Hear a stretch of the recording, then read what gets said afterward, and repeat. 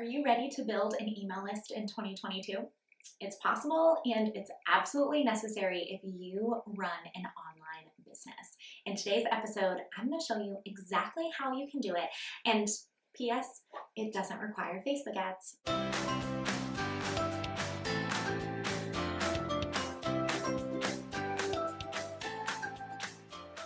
Hey y'all, I'm Kat, biz coach and integrator for creatives, and I'm here to help you make dreams and dailies happen. Welcome to my channel.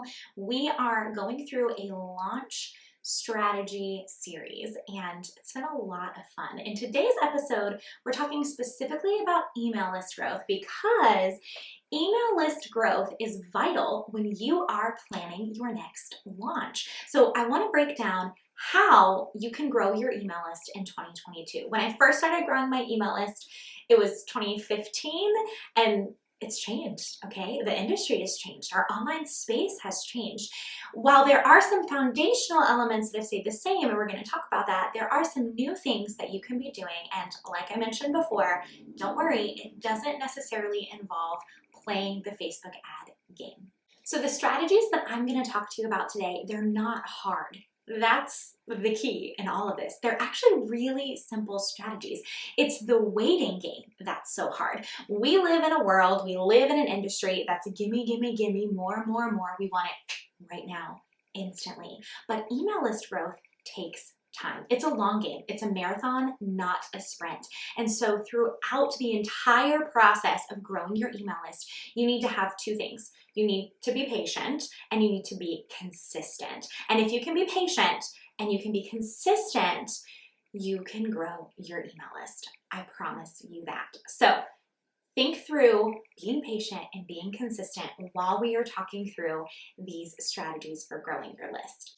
List growth is all about building your audience, and list growth is your audience, not the Instagram algorithm audience or the views on TikTok or even subscribers here on YouTube.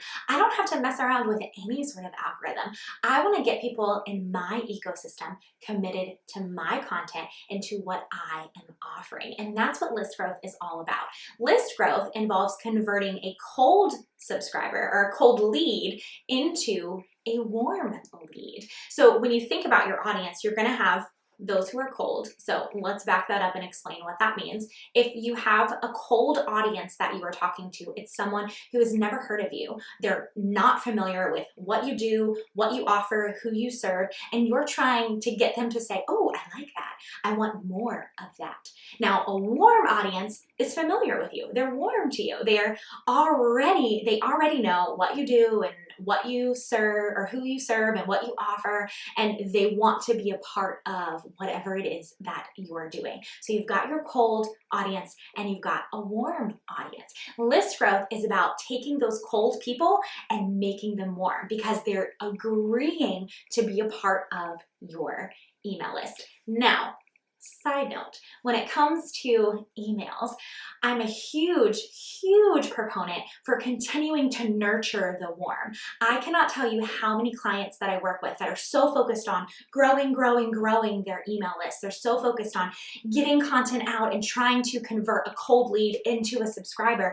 And then once somebody gets on their email list, they don't have anything for them. They don't have a nurture sequence. They don't have weekly emails or even every other week emails to send to them. So nurturing your list is still so important. And maybe one day we'll do a video on that.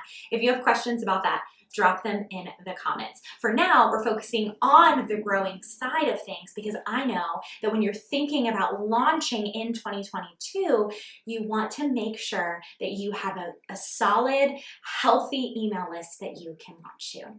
The first step in list growth is all about creating an opt-in. Now, an opt-in, it can be called a freebie or a lead magnet, but an opt-in is a way for your cold lead to opt in, to say, yep, I want it. They're entering their name, they're entering their email, and they are agreeing to whatever it is that you have promised them. Now, right now in 2022, popular opt-ins include PDFs, templates, quizzes. There are a wide array of things that you can do, and it's going to be dependent on what you like to create, what your audience is looking for, and what is the most helpful for content so that you can really teach and show whoever it is that's opting in, your ideal audience, what it is that you know and how you know what you know. So the first step is having an opt-in. I love to make my opt-in an actual deliverable on my webpage. And we're gonna put one up here on the screen so you can see that. The reason why I love to do this is because not only am I getting a cold audience, and not only am I getting a cold lead to say yes to me, to say, yep, I'm in, I want it, but I'm also directing them back to my website.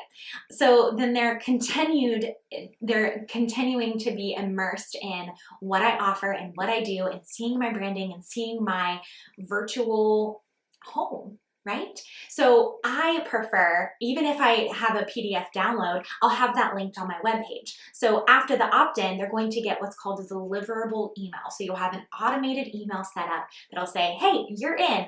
Grab your launch blueprint right now, which by the way, I've got a launch blueprint linked below for you. So grab that launch blueprint, and when they click that button in the email, it's gonna open up a web page on my website where I get to share even more information with them, link to the PDF or template or whatever it is that has been decided as the opt-in, and keep them in my ecosystem. After creating your opt-in, you're going to want to make sure your opt-in is in 4 key locations on your website: your homepage, your blog homepage, your blog single view, and a pop-up. I'm a firm believer in a pop-up because it truly pops up. It gets right in that viewer's face, and yes, they can X out if they don't want it, but it allows them to fully see it. They might not see it on the homepage depending on where they're looking, or maybe they don't catch it on your blog, but having that pop-up really puts it right in their face. So once you have your opt-in, make sure you have it in those 4 key areas: your homepage, your blog homepage, your blog single view page, and as a pop-up. Now, you've got your opt-in, you've got it on your homepage and your blog and those other areas that I mentioned.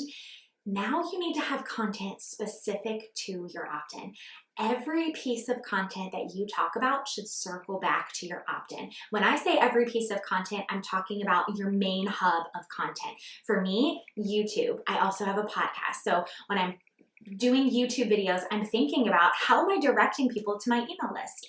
Or when I'm recording a podcast with my biz bestie, because it's a duo podcast, and we're thinking about what's the point? What's the call to action? How are we directing people to join our ecosystem? So when you are content planning, and we've talked about content planning here on the channel before, when you're content planning, whether you're content planning in terms of content buckets or in terms of priming for a launch, you want to think through how are you pointing people back to the opt-in. This does not mean that you need a new opt-in for every single piece of content. Oh my gravy, y'all. Nobody has time for that, okay? We just do not have time for that.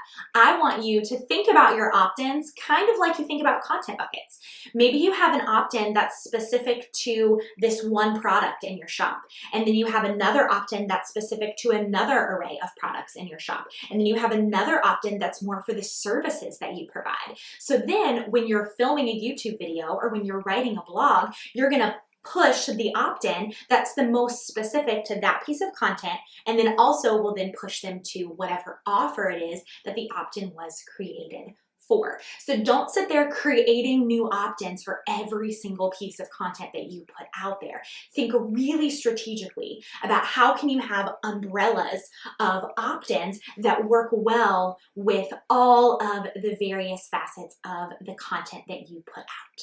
Now, the next piece in growing your email list is your cold lead marketing strategy. This is the piece of the puzzle that probably feels like the most obvious, yet it's the one that a lot of my clients aren't doing enough of. And this is why they're not seeing the email list growth that they want. So maybe this is you. So listen up, okay? Your cold lead marketing strategy is your marketing strategy specific to people that are not familiar with you. For me personally, YouTube is is my cold lead marketing strategy. YouTube is a search engine. YouTube is new for me. My channel is new, and I wanted a way to reach new people. So while I love that some of you watching this are familiar with me and you're excited to get new videos, I really want people that aren't familiar with me. I want them to see the content that I have to offer. I want them to jump at my opt-in and then join my email list. So what is your cold lead marketing strategy? Instagram is not a good cold lead marketing strategy, y'all. Instagram, there's a lot going on over there. It's not as searchable, and it's a little bit confusing for consumers. So if all you're doing right now for marketing is Instagram, how are you differentiating between what you're doing for your cold lead marketing strategy and what you're doing for your warmer audience? I use YouTube for my cold, I use a podcast for my warmer audience, and my Instagram is kind of a little bit of a bubble of both.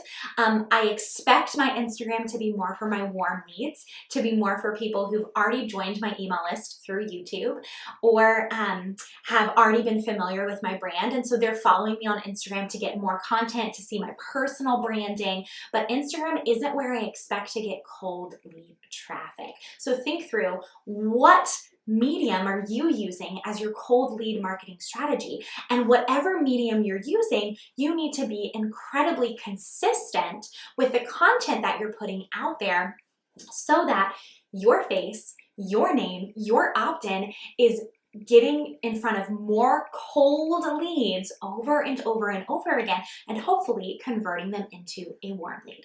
Cold lead marketing can also consist of collaboration. So I wanted to make sure I mentioned that in this video because I think community and collaborations in our industry are so important. So being a part of summits, speaking on others' podcasts, doing YouTube swaps, or even Instagram Live or Instagram story takeovers, those types of things can be really great for getting your face in front of a cold audience, a brand new audience to you. So when thinking about your cold lead marketing, also consider potential collaborations and ways that you can do that within your current audience. If you have a consistent cold lead marketing strategy and you have an opt-in that people want, that's list growth. That's the golden ticket, you all. So remember when I said at the beginning of this video, email list growth strategies, they're not hard. I didn't make them up, and they are still foundational to 5-10 years ago when email marketing was starting to become bigger. The thing is right now in 2022 is making sure that what you're doing for your marketing has direct relation to your opt-in, and that where you're marketing is where your people are. So again, I mentioned my YouTube channel is fairly new because I just wanted to see, are people here on YouTube?